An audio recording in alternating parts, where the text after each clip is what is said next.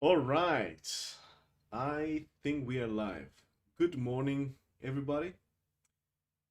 It's currently 6:37 a.m. here in Perth, Australia, and I am live. I am here with you, um, and I already have some questions from some viewers that I will answer later on in the stream.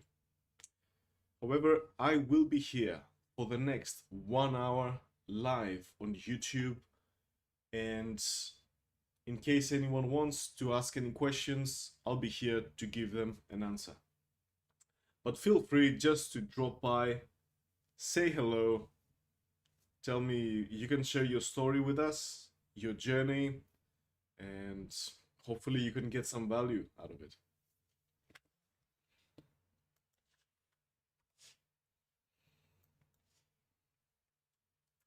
I'll give a bit of a small introduction of who I am. My name is Georgios. I am a researcher and I help men with prostate cancer overcome the side effects of treatments and medications that they have to take during their prostate cancer journey, but also how to use exercise, nutrition, and lifestyle changes during prostate cancer to improve your health and fight the cancer.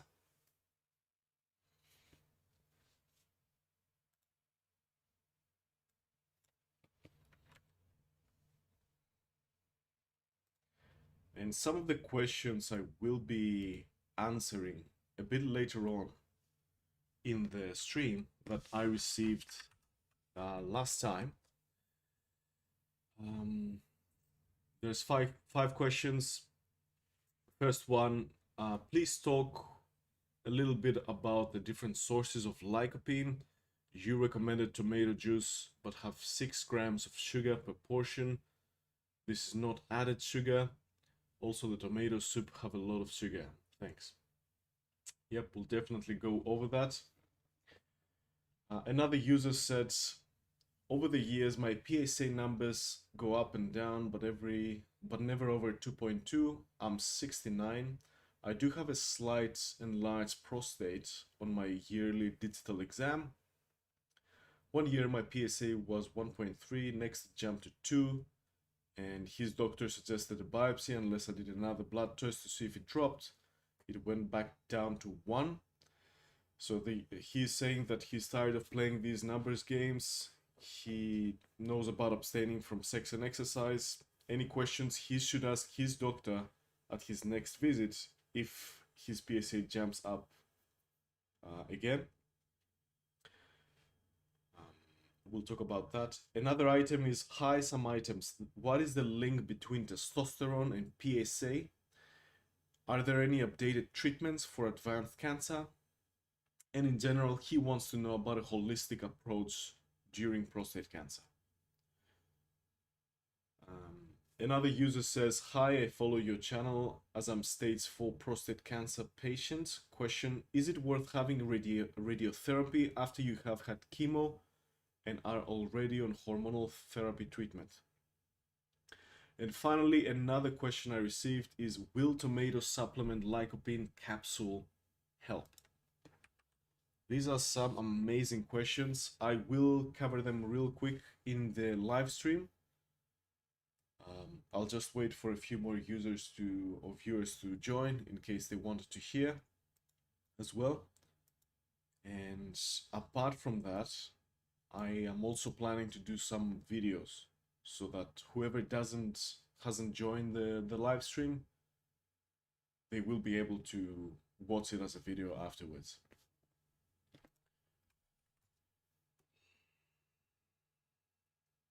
Good morning. Good morning, Patrix. I hope you're well. Puerto Rico, lovely country. I'd love to visit. Hopefully, I will visit Latin America sometime next year. And Puerto Rico is, I would like, while I'm in Latin America, to also take the plane to visit Puerto Rico. It looks like a beautiful country with an amazing lifestyle.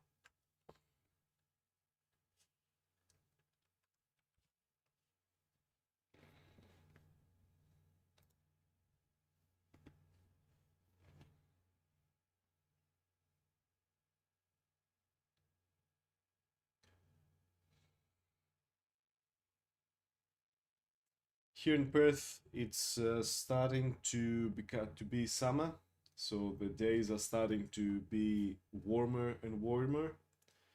Um, it's quite weird to me since I come from Greece, which is the northern hemisphere, to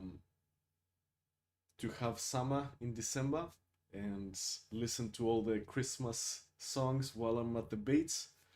So yesterday I was having a dip in the ocean, and on the beach there was a band playing Christmas carols, which is very unusual to me. I've connected Christmas to snow and cold, but yeah, it's interesting.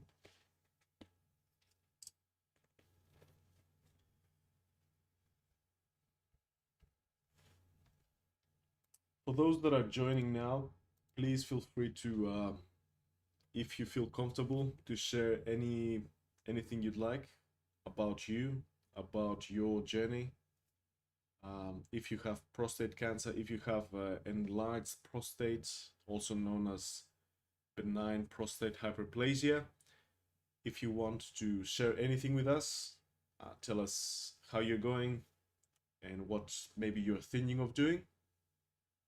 And of course, any questions you might have, feel free to ask.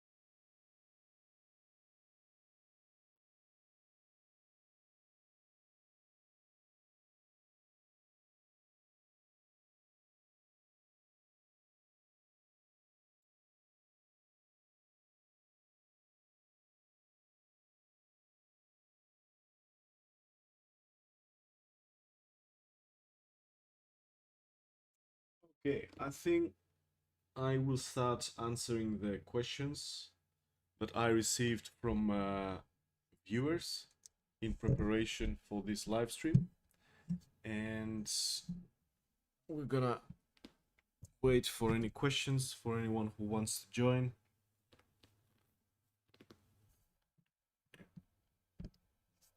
Okay. So, let's start with the first question. Please talk a little bit about the different sources of lycopene. You recommended tomato juice, but it has 6 grams of sugar per portion. This is not added sugar. Also, the tomato soup has a lot of sugar. Thanks. So that is a very good question. All right. I've made a video on tomatoes and how they contain a substance called lycopene. And this substance is really effective not only at reducing the risk of you getting prostate cancer, but also there are multiple ways that it actually fights and kills prostate cancer cells. Okay, so it's the ideal thing to eat during prostate cancer, among other things which I will cover in future videos. In that video, I mentioned that when you actually heat tomatoes, the ability of the lycopene to be absorbed increases. So you know how many times they tell you if you cook things or boil things and you expose them to high heat, you destroy their nutrients. Well, with lycopene, when you heat it, when you heat tomatoes, you make it actually more absorbable. You don't destroy it. There is a limit, of course. If you just completely fry and make the tomatoes charcoal, then yes, you have destroyed everything. Um, Plus, apart from heating tomatoes having more bioavailable lycopene, so the lycopene that you're able to absorb more, items like tomato sauce or even better tomato paste are concentrated. So that means they have removed the water. So not only it's heated tomatoes, which makes it more available for your body to absorb it, but also there is concentration. So there's a lot of tomatoes in one serving. Now, having said that, there is, because the tomatoes are concentrated, there is higher added sugar. All right, tomato is a fruit; it's not a vegetable, and they're sweet. They're sweet fruits, and they contain sugar naturally. So the viewer here was asking that the tomato juice that he is eating has 6 grams of sugar per portion. And he says this is not added sugar. Now, what I would recommend, okay? For, for most men who are dealing with prostate issues, 6 grams of sugar per portion is not much. To get, for example, the prostate cancer benefits of lycopene, having a little bit of tomato paste and sugar in that, not being added sugar, it's just the natural sugar that tomatoes have, that would be fine. Okay, so you can combine it with a salad or something that will make the absorption of the sugar be absorbed slowly.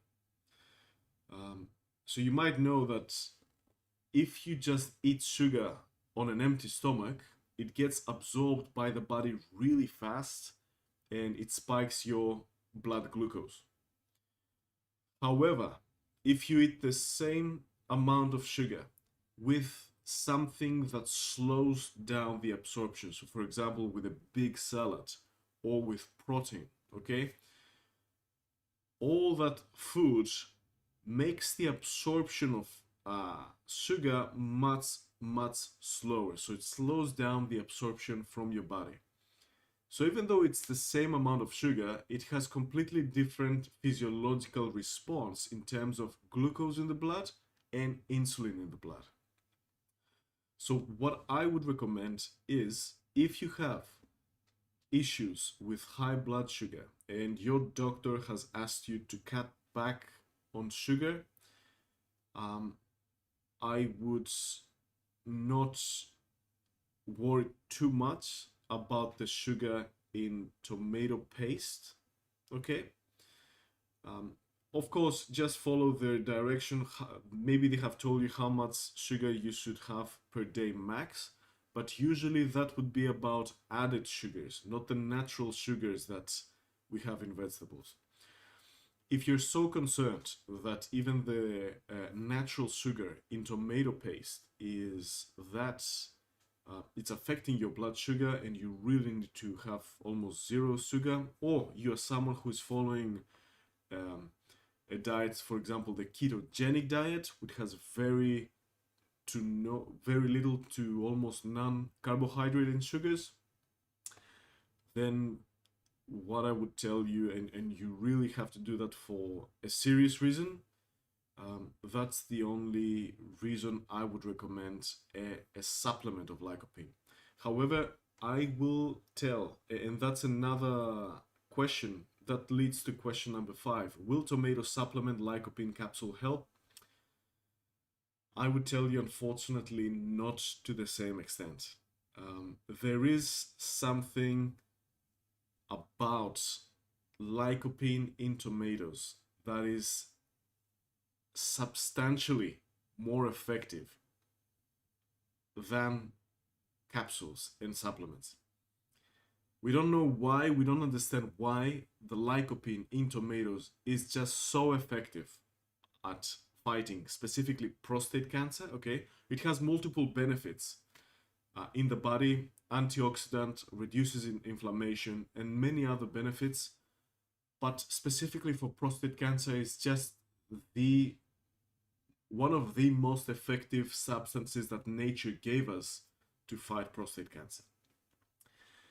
It is unfortunate that when we isolate lycopene from tomatoes and we put it in a supplement, in a capsule, it just not as effective as in tomatoes. Could it be because in tomatoes is more pure, pristine? Could it be that tomatoes have other molecules and other chemicals inside them that make our bodies absorb the lycopene better, or maybe unlock this cancer fighting benefit of lycopene better?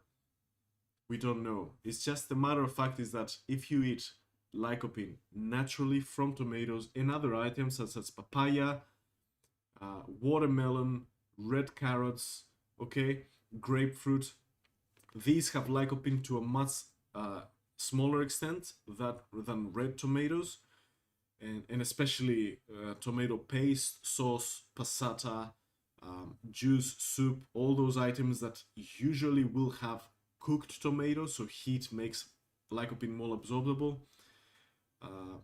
It's just not the same as supplements. However, if you are for a serious medical reason following a ketogenic diet, or even the little natural sugar in tomato paste, sauce, soup, gives you medical problems and spikes your insulin out of control, even when you eat it as part of a bigger meal, which slows down the absorption of sugar, then I would tell you just have high doses of the lycopene supplement. How much is a high dose? That will depend on you. Please ask your medical professional that you work with. But for me, when I coach men through my website and I work with them to improve their health and fight cancer, I will usually get them to eat at least 40 milligrams of lycopene per day. That might not be you. Do not follow this advice verbatim. You can work with me by finding the link on my website if you wanted to, so I can give you a personalized advice and see your medical history. But for the men that I work with, usually I get them to eat around 40 milligrams a day. All right.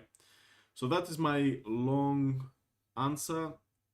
Different sources of lycopene. Tomato juice has a lot of sugars, and that's not added sugar. Eat it as part of a bigger meal that slows down the absorption of that sugar. And if you have to cut back on other sugars, for example, choose fruit that have less sugar in them. For example, grapes have a lot of sugar, cherries have a lot of sugar. Try to go for citrus fruits if they don't irritate your bladder, or try to go for some, for example, strawberries or items that have less sugar, and then to get that lycopene from tomato paste because it has sugar. Of course, I will get here a tomato paste product I have. So I personally eat tomato paste almost every day. This is the item that I have. What you should do to make sure you don't eat added sugars, because a lot of these products, especially ketchup, has added sugar in them to improve the palatability. I want you to go back to the ingredients here and make sure that it has tomatoes, salt, and it doesn't have added sugar, and it doesn't have vegetable oils such as canola oil. All that oils are very inflammatory in the body. All right. Unfortunately, all these products, because they have they're on the shelf, they will have many times antioxidants, preservatives, and other stuff. This is how it is. They have to give you a product that will not expire in a week. They have to deliver it to the supermarket and stuff, so they have to add preservatives. If you're not okay with that, I mean, you can make your own tomato paste. You can make it as however you want. But yeah, for us who don't have the time to make our own tomato paste, I buy I buy my own tomato paste. I found this product. I like it. It has triple concentrate, so it's really concentrated. And indeed, if I check the nutritional table, so this table that you can see here, you can see that the sugars per 100 grams are 8.8 grams. All right. Now, how much is 40 milligrams of lycopene per day, the dose that I give to most men to fight prostate cancer? Well, that would be about 125 grams of tomato paste, okay? That's product. So they're getting about 11 grams of sugar per day. Is that a lot? If you spread it, 11 grams is not that much of sugar, especially when it comes naturally. If you spread it throughout the day, so for example, you have something in the morning, lunch, and dinner, and you spread that 125 grams of tomato paste through the day, you're really getting like 3 to 4 grams of sugar with each meal. So it's not really that much. Of course, that's for someone who doesn't have a serious medical reason or follows a ketogenic diet. All right, these are my questions to these two questions, my answers to these two questions, and I will make a video about them. Feel free to say good morning. It's 7 a.m. here in Perth, Australia, and it's shaping up to be a warm day. All right, we have a question in the chat. We have Kev ask, how much milligrams of lycopene is optimal in soft gels? Now it has it in 10 or 20 milligrams. And then he's also saying added pommy tea to diet, contains broccoli, pomegranate, turmeric, green tea. My 6-month PSA drop 0.3. Is that a big improvement? Good morning, Kev. Thank you for joining the chat and thank you for your questions. Great to hear that your PSA is going down. Turmeric is another item that I will make a video. Turmeric contains curcumin, and that substance actually is another substance that nature gave us, and it's super effective to fighting cancer in general. Okay, reducing inflammation, fighting cancer, and giving us thousands of thousands health benefits. So really nice to hear that broccoli as well, cruciferous vegetables have those nitrates, which are very, again, good at fighting cancer. Green tea as well. That's a good product. Hopefully, now I'm not sure what's how much processing these items go through, especially if you buy things fresh and you prepare them yourself. They are the best, but of course we don't have the time, all of us, to micromanage everything about our diet. However, I like this combination right there. It looks like it's really, it has the right items. There are more items, but it has very good items to fight cancer with a diet. Now, you talked about taking lycopene in soft gels. It seems like you are able to drink tomatoes, no problem, because you're eating that product. So I would tell you, just get your lycopene from tomato products, okay? With raw tomatoes, you have to eat a lot of raw tomatoes, like 6 per day. But with tomato paste, you only have to have like half a cup, which is about 125 milligrams, at least to get 40 milligrams of lycopene. So yeah, personally, just get your lycopene from tomato products. That's the best source. Yeah, to give you a specific dose, I'll have to work with you. You'll have to contact me and I'll check your medical history. So I'll give you a personalized recommendation. I cannot just tell you, take this much without knowing you. All right.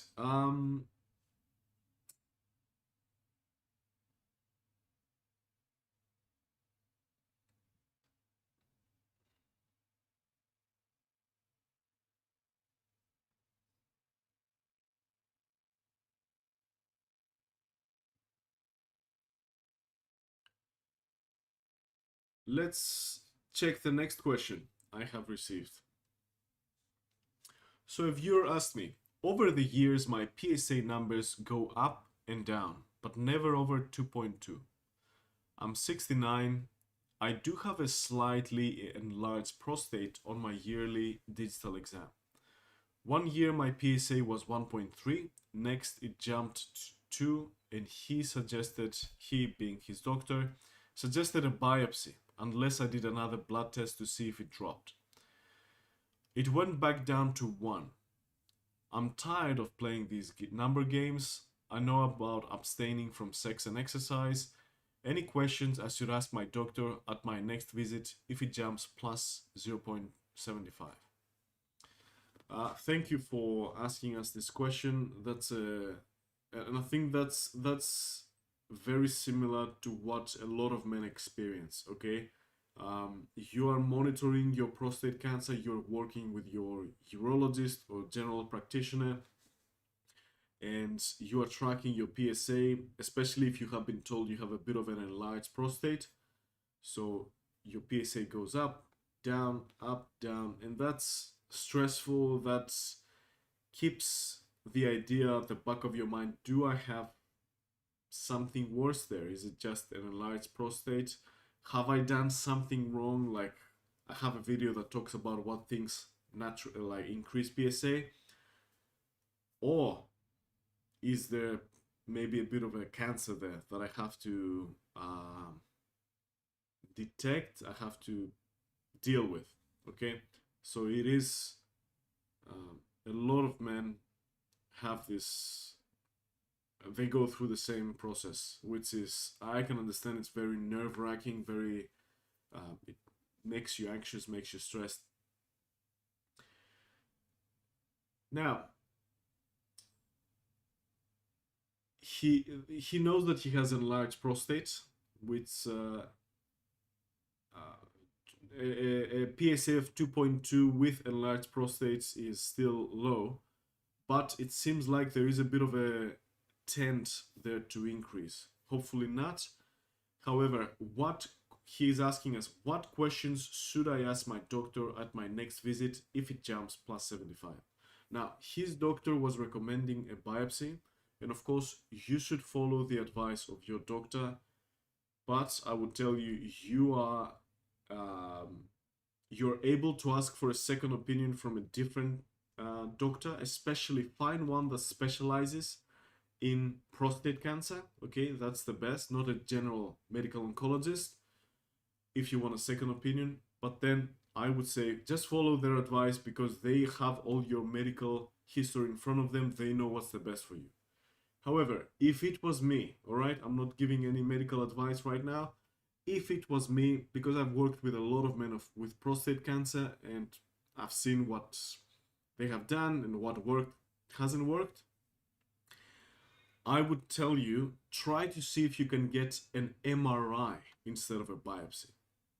Why? Well, in most cases it will cost similarly. Maybe MRI is starting to get a bit cheaper now. It's non-invasive, so a biopsy is, at the end of the day, no matter how light they try to tell you it is, no matter how it is still a surgical procedure. Okay, it is still a surgical procedure. You will undergo, your body will, you will basically get a needle inside you. It will biopsy your prostate. Most biopsy procedures are 12 times. They take 12 shots from the prostate cancer. And of course, the body has to undergo healing. It has to, apart from that, if we say that this is our prostate and we biopsy 12 times, you do get a representative sample around your prostate that, yep, you might, if there is a cancerous area, there is some malignant cells, you might actually catch them, but you might not. Okay, even if you get 12 samples, you might still miss the cancer. That will probably mean the cancer is in very small, very early stages. So you will, if this keeps going on, you'll have to undergo another biopsy in the future, and then you will catch it if it grows. But actually, it has been shown that an MRI today is, in many cases, much more accurate at detecting prostate cancer than a biopsy. All right. Many doctors still recommend biopsies because it's what they have been used to. Okay, they have been doing it for decades. Some of them haven't kept up with the times, unfortunately. There are maybe some other legitimate reasons why a doctor might want to have a biopsy. If, for example, they have seen that you probably have prostate cancer and they want to biopsy you, maybe they want to see the actual phenotype of the cancer. So not all prostate cancers are the same. They might want to take a little piece of that prostate cancer just to see what type of prostate cancer it is. But if it's just for diagnosis, so you see your PSA rising over time, and you may be starting to get a bit of an inflammation down there, a bit of pain, problems with urination, so your doctor is telling you, look, let's have a look there, let's see what's going on. For diagnosis, actually, MRI has starting to overtake biopsy in terms of accuracy, and of course, it's not a surgery, non-invasive. So first and foremost, follow the advice of your doctor. Get a second opinion from someone who specializes in prostate cancer, not a general GP or medical oncologist, someone who is very experienced and has a good name with prostate cancer. And then ask if I could get an MRI instead of a biopsy. And of course, after that, if there is a bit of a, if you do get detected with prostate cancer and you want to track it, a PSMA, PET scan, is the way to go to track your entire body to see if it's localized over there or where is it. All right. So yeah, that doesn't mean that this viewer will have prostate cancer, but I'm just telling you what would be my approach if I was told by my doctor that, look, I see your PSA rising, let's have a look if there is something there. That would be my answer to this question. And I think I'll make a video about that because I think a lot of men will have the same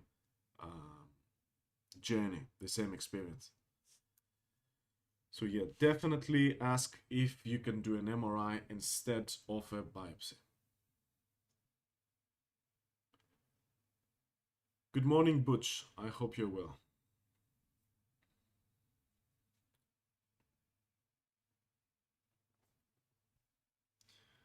It's 11 minutes past 7 here, 7 a.m. in Perth, Australia. And I think it's gonna be a very warm day today.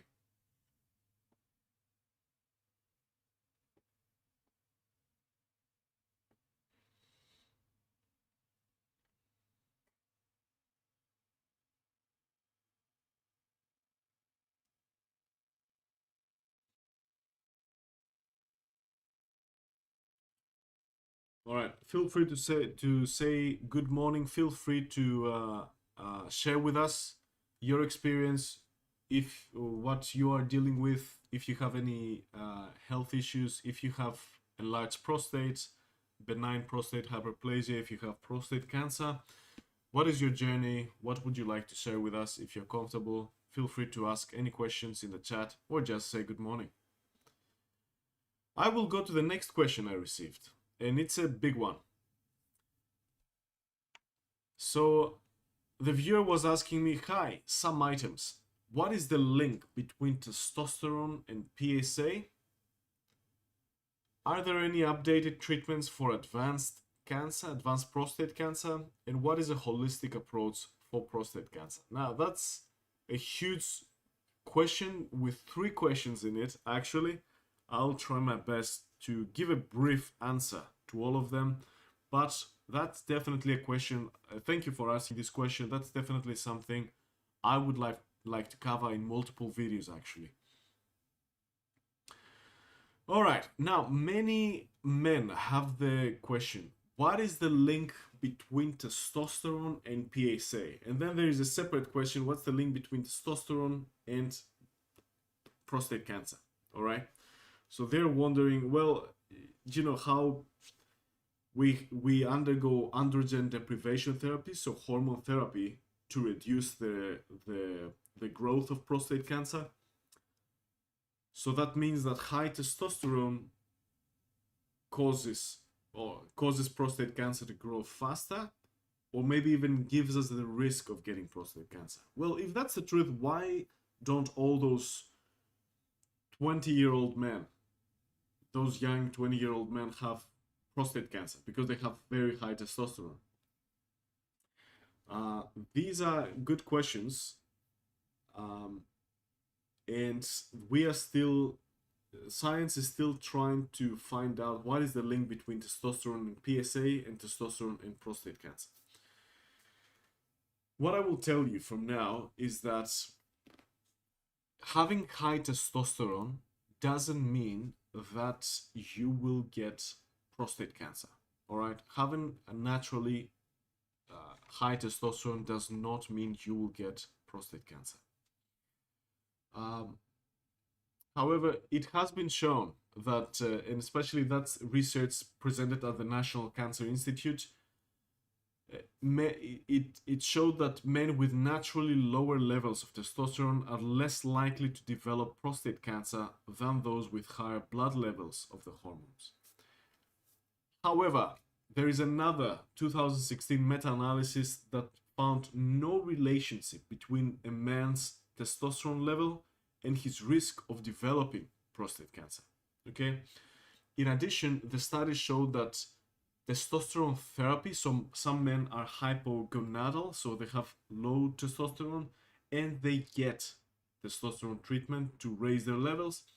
That testosterone therapy does not increase the risk of prostate cancer or make it more severe in men who already have been diagnosed with prostate cancer.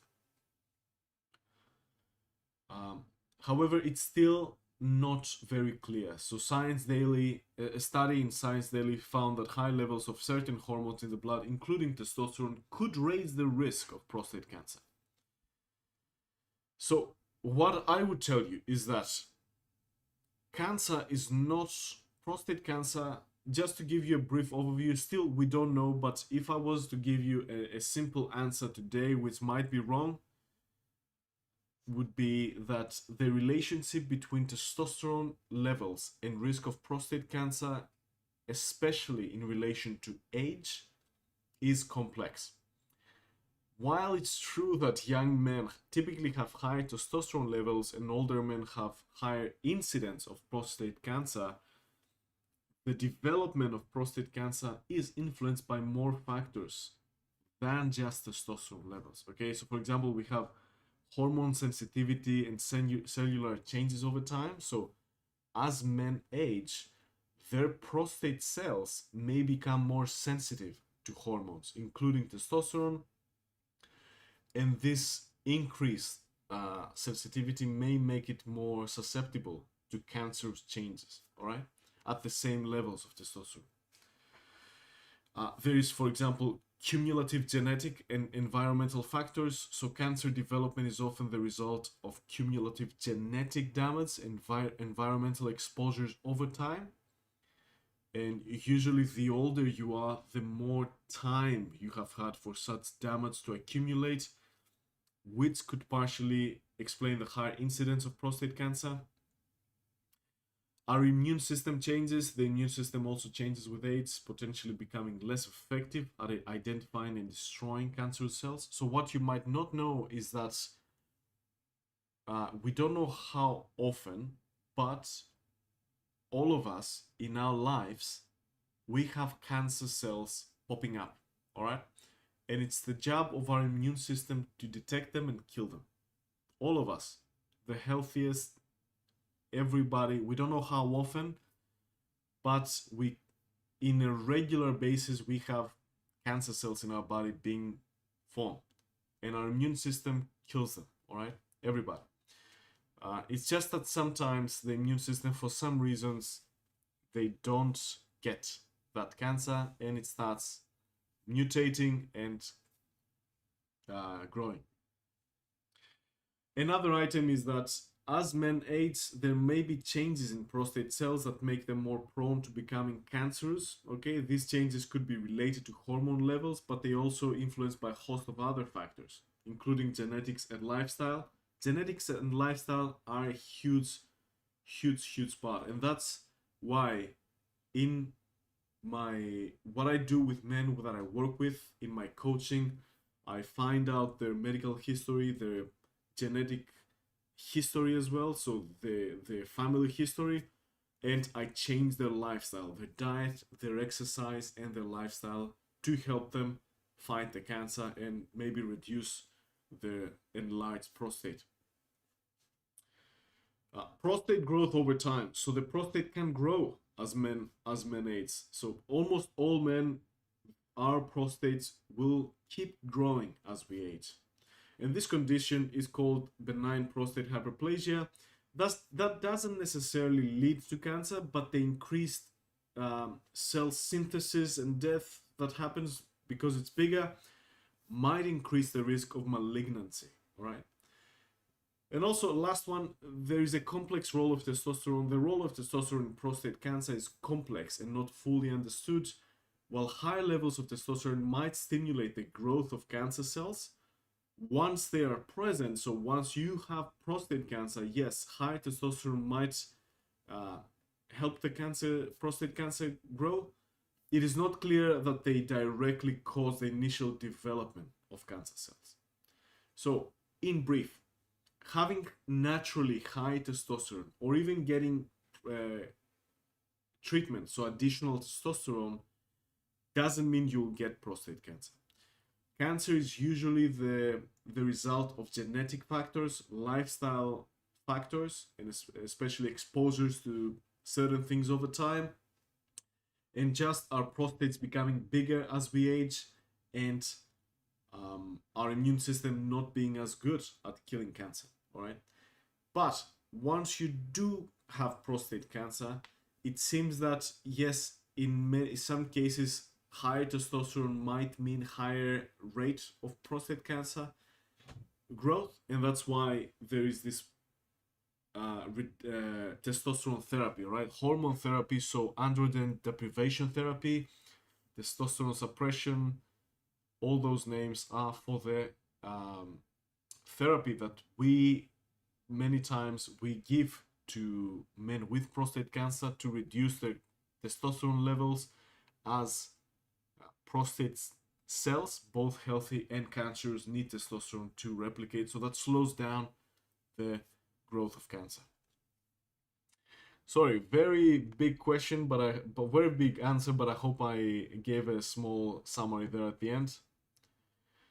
And now I want to answer the first part of his question. What is the link between testosterone and PSA? But before that, I've got a few questions in the chat. Ed says, talk about the benefits of exercise if prostate cancer has been diagnosed. Yeah, Ed, I have videos about that, but I will, if I get the time in this live stream, I will talk just for you. And Alan says, the idea of an MRI rather than a biopsy is brilliant. Plus, if I had the choice, I'd have taken that back in 2012. I have always thought that biopsy is just asking to make prostate cancer cells go wild. And Alan, again, I can't give any medical advice in this channel. Just follow the advice of your doctor.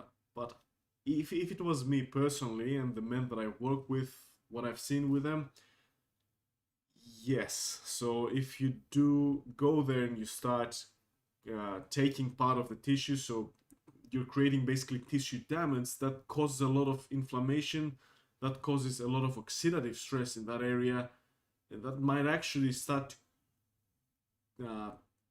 actually create a bad environment for the healthy cells, and an environment that the cancer cells have no problem thriving in, okay? So definitely ask if you can get an MRI, and definitely ask a second opinion from someone who is expert on prostate cancer.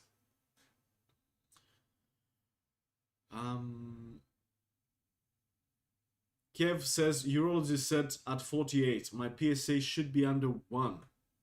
Primary care and integrative medical doctor told me they didn't know about that. I mean, there is no... So, when we say that, when we give, there is no norm for PSA in the blood, okay? We have this arbitrary, it's completely arbitrary, made up line of 4 nanograms per deciliter, okay? That is arbitrary. It doesn't mean that by this age your PSA should be that much. There's nothing like that. In the video that I have done about PSA, what I tell you to do is, PSA is more like a check engine light. If you keep tracking it every year, and you see the trend, and you see it starts to increase, and also I will talk in another video how you should track it, because maybe there is a different velocity between years. So in one year from the other it increased by 0.1, in another year it increased by 0.2, but suddenly you have a plus 0.7, all right? The velocity of the change also matters. I will talk in a future video how to track that, how to best track your PSA, how to graph it if you'd like. That's going to be super helpful, not just for you, but everyone you're going to work with. But there's no norm. There's no this much by this age. Your urologist might have a different reason for saying that it should be under 1. So, and especially if they're experienced in prostate cancer, maybe you should go with that. Or, yeah, for example, if your PSA was 1.1 and they have made some changes, they would expect for it to drop. So because if they see that it doesn't drop, maybe they want to do something more. All right, maybe that's why he said it. Feel free to say good morning. It's 7:25 here in Perth, Australia. I will be on the live stream a bit longer than 1 hour today, maybe plus another 20 minutes. So feel free to say good morning, share your journey, and ask any questions.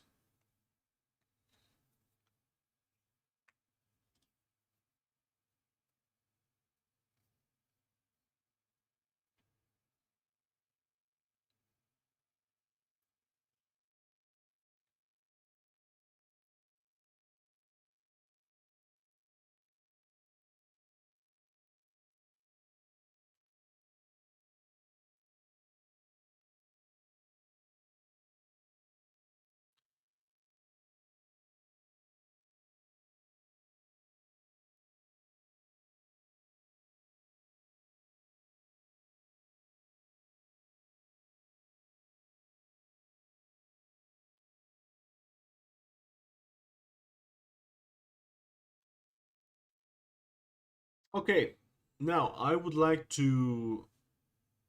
um, to answer the other part of the question. And sorry I'm taking so long with my answers, but there's a lot to be said there, and I want to make sure that I say everything so no one is confused.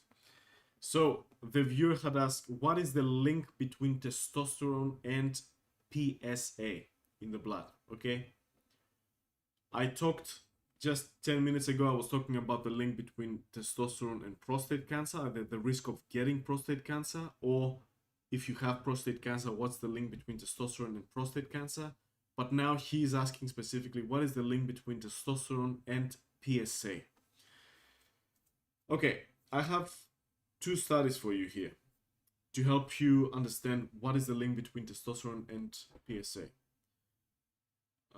Again, it is a complex relationship.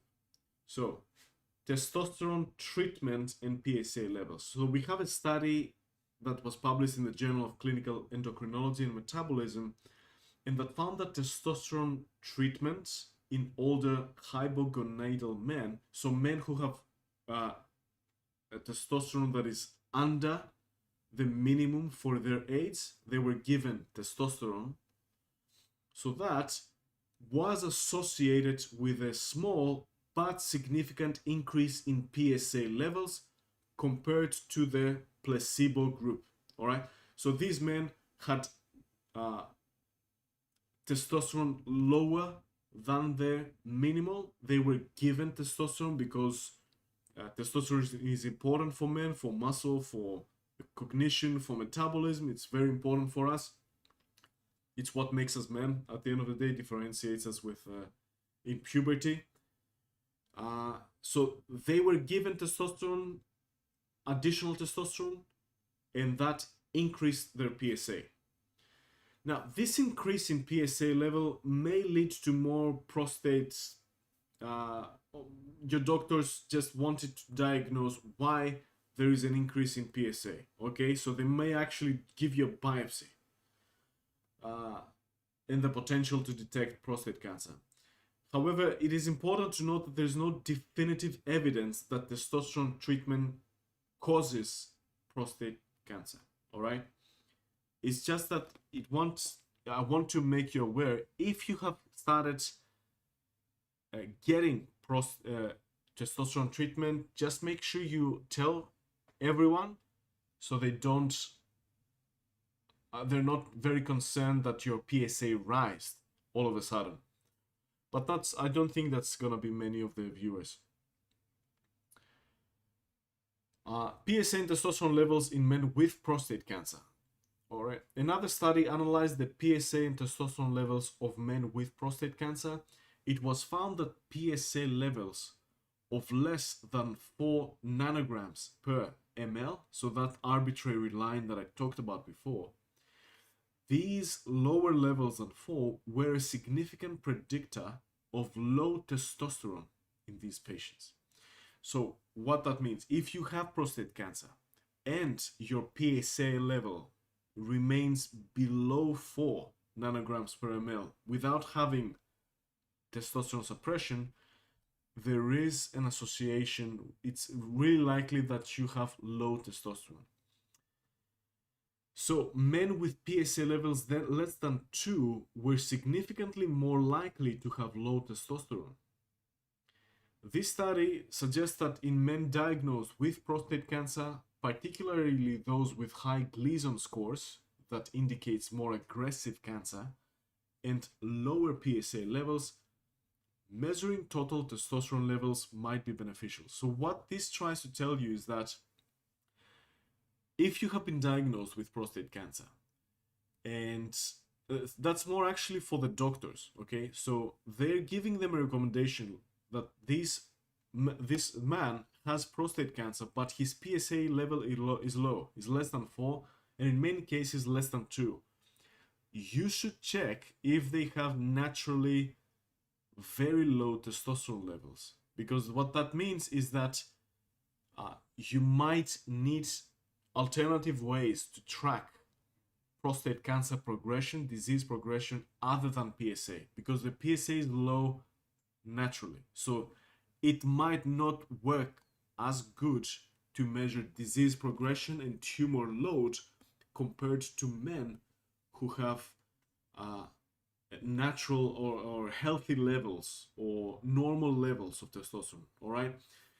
So if in case your doctor doesn't know that, in case your doctor is not aware of that, if you have ever been diagnosed with low testosterone, so you're hypogonadal, and you have either increasing PSA or prostate cancer, make sure you make your doctor aware that, and it's a bit tricky to try to educate your doctors because of course they will not be very receptive to that, but tell them, make sure you tell them that you have been diagnosed with low testosterone and you have heard, and actually I can give you the study, I can make a video on that, so you have some evidence to present to them, that if you are hypogonadal, if you have low testosterone and you have prostate cancer, you need something more, something better than just PSA, or you need to be much more sensitive or more looking closer to your PSA, because your PSA is going to be much lower than if you didn't have low testosterone. Okay, I hope this makes sense. If it doesn't, let me know in the chat, and I'll make a video about that topic specifically, because I think it's very important for many men just to know.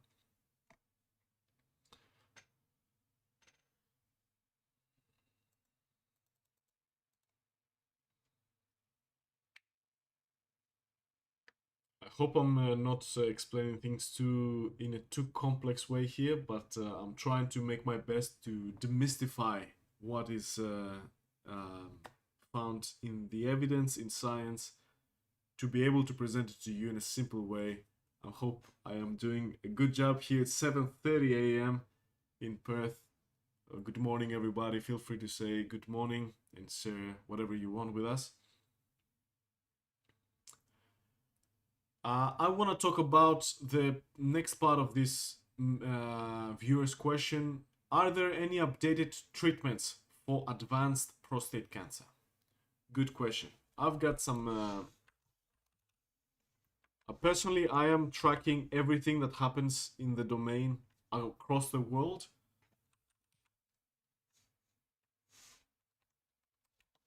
Because I work with a lot of men with prostate cancer one-to-one. I give them exercise, I give them nutrition coaching, and they tell me their treatments that they're getting. So I am not only, I need to be educated about what are the side effects from the treatments and how I need to modify their exercise, their nutrition, their lifestyle, what I need to tell them.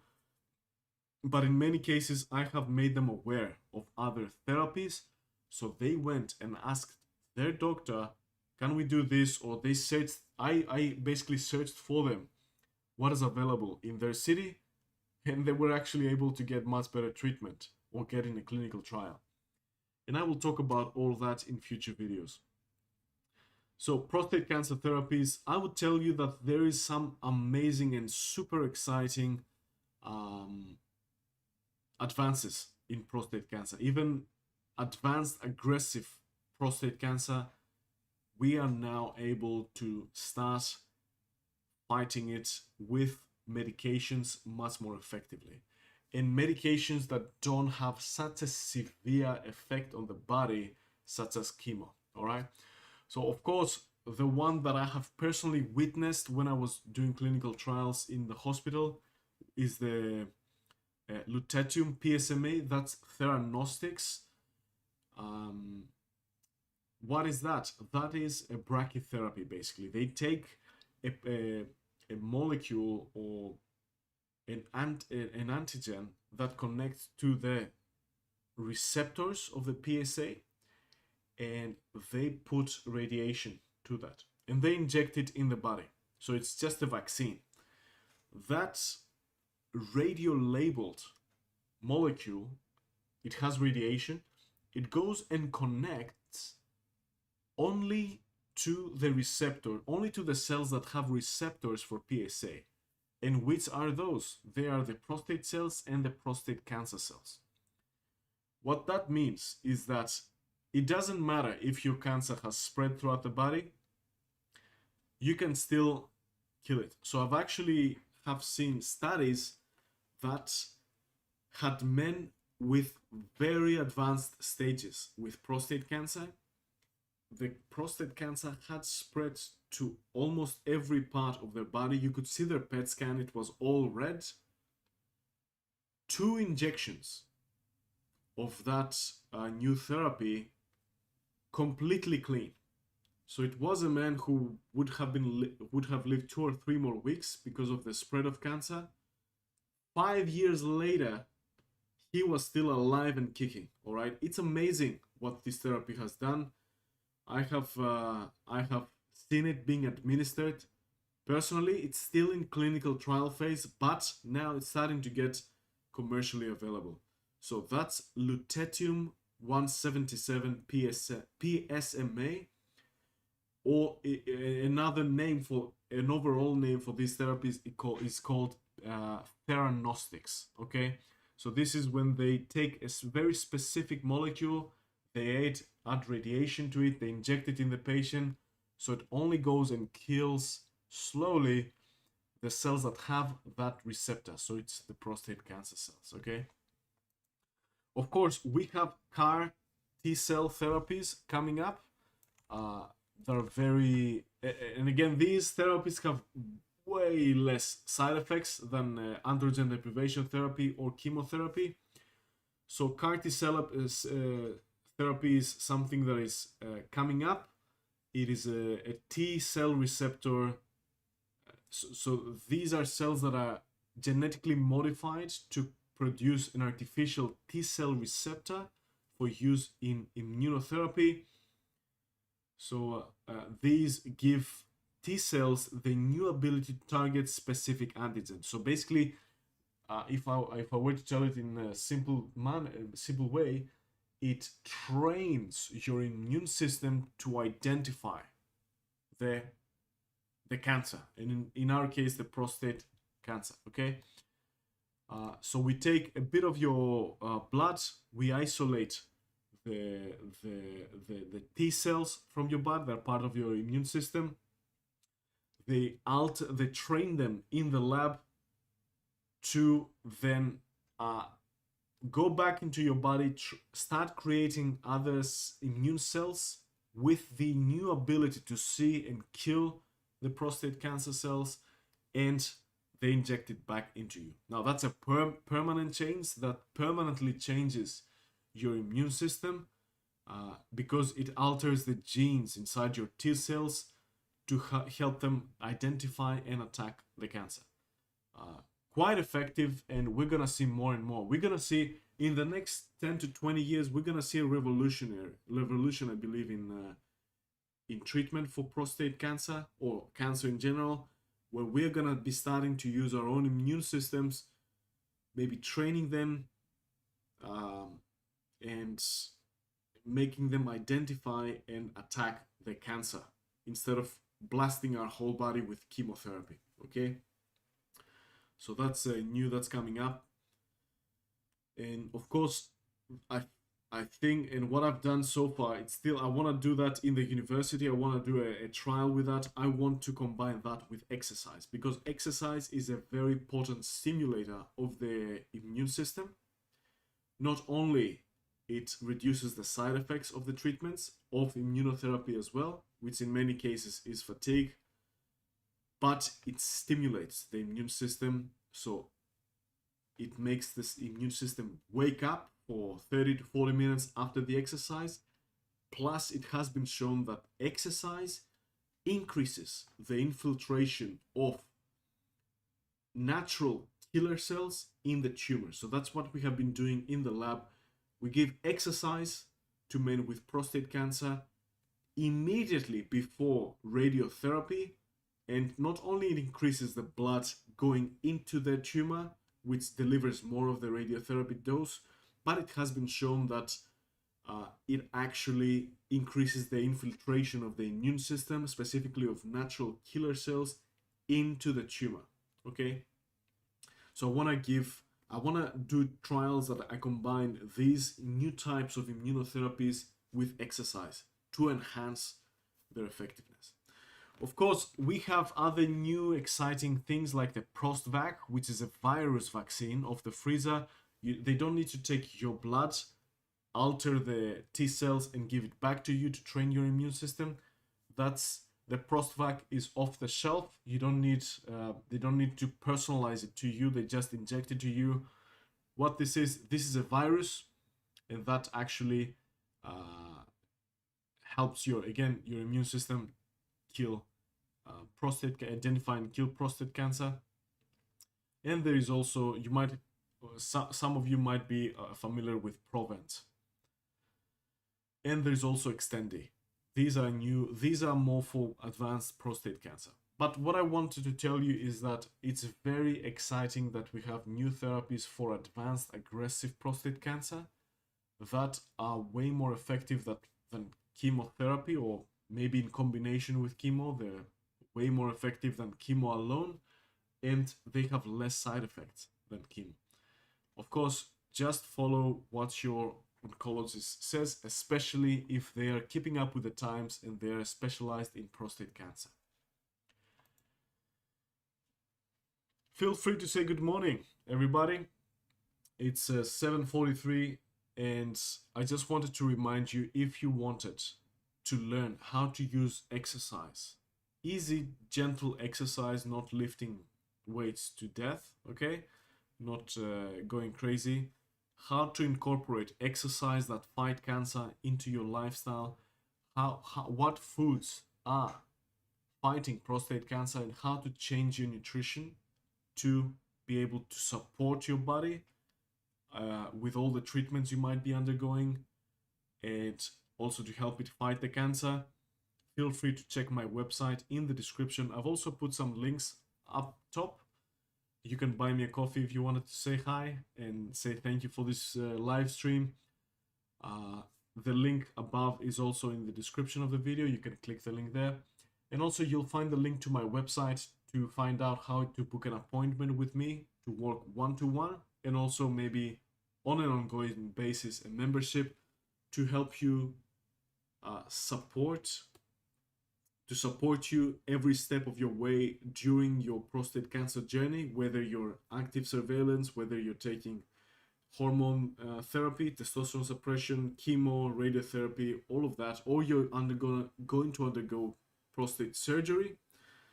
I can help you with exercise, nutrition, to support you in all of that, to give your body the best shot at withstanding and tolerating these treatments and medications, but also how to actually fight the cancer in a way that is going to be suitable to your lifestyle. I'm not going to make huge changes to your diet. We're going to make some simple changes that will have a lot of impact, including in your physical activity and maybe some gentle exercise to get you started with. Okay, link in the description of this video if you want to send me an email, say hi, tell me a bit more about yourself so we can find out if we're a good match to work together. All right, feel free to check my website using the link in the description. Now, unfortunately, I've run out of time. I still have a few questions to go, such as what is a holistic approach to prostate cancer, and the question from the other viewer, which has asked me, is it worth having radiotherapy after you have had chemo and already on hormonal therapy treatment? I will cover all of that in maybe a future video or a future live stream. If you are liking this live stream and you want to take part in another one and ask your questions, I will schedule another live stream in January, okay? And I will make a video notifying about that. If you hit the subscribe button in this channel just below, subscribe and click the bell, it will notify you when I go live, so you can get the chance to join in and ask your questions. But feel free to send me your questions through email so I can include them in the next live stream. All right, and just to close off with Pietrix, the question, lifting weights is bad? Nope, it is one of the best things you can do during prostate cancer. It builds your muscle, it gives you strength, it reduces fat gain, it increases metabolism, makes you feel strong, powerful, and able to feel the need, you feel that you can beat anything. It's a huge therapy for us men, especially mentally. Plus, as I said in another live stream, building muscle and then exercising makes you fight cancer better. So during aerobic exercise, an exercise that stimulates a bit of a bigger muscle mass, for example, a brisk walk or a cycling, that releases chemicals from the muscles that directly kill cancer, and I'll make a video on that. But the more muscle you have, the more of these molecules you release. So that's a resistance exercise. Apart from making you stronger and helping you reduce fat gain and also strengthening your bones, it gives you the tools to fight cancer better. So I'll definitely talk about that in a future video. So pediatrics, no, it's not bad at all. It's one of the best things you can do. All right, make sure you do it safely. If you wanted to learn how to do it safely and what exercises are the best, again, visit my website in the description. I will send me an email. We'll talk. I'll work one-to-one with you. Okay, everybody, I will sign off for today. It was great answering these questions, and thank you so much to everyone who joined and said hello and shared their story. It's great to meet all of you. I hope you are well. I hope you're feeling well. I hope you're doing well, and I hope you stay strong. And just know that anything that comes, you can manage it, you can fight it, and you can seek support. All right, it doesn't have to be. It's not only support from a medical professional or someone like me who can work with you with your exercise and lifestyle and nutrition, but it can be a friend. You can find a prostate cancer support group to hear what other men say. Just reach out to these men. You'll see that you'll find camaraderie. All right. Have a beautiful day, everybody. I hope I'll catch you in the next live stream, and I hope you can send me your questions for that new next live stream, so I can get the chance to get to know you and answer your questions. Until then, check my link, my website in the description. Send me an email, say hello, and we can talk together. Have a beautiful day, stay strong, and keep fighting.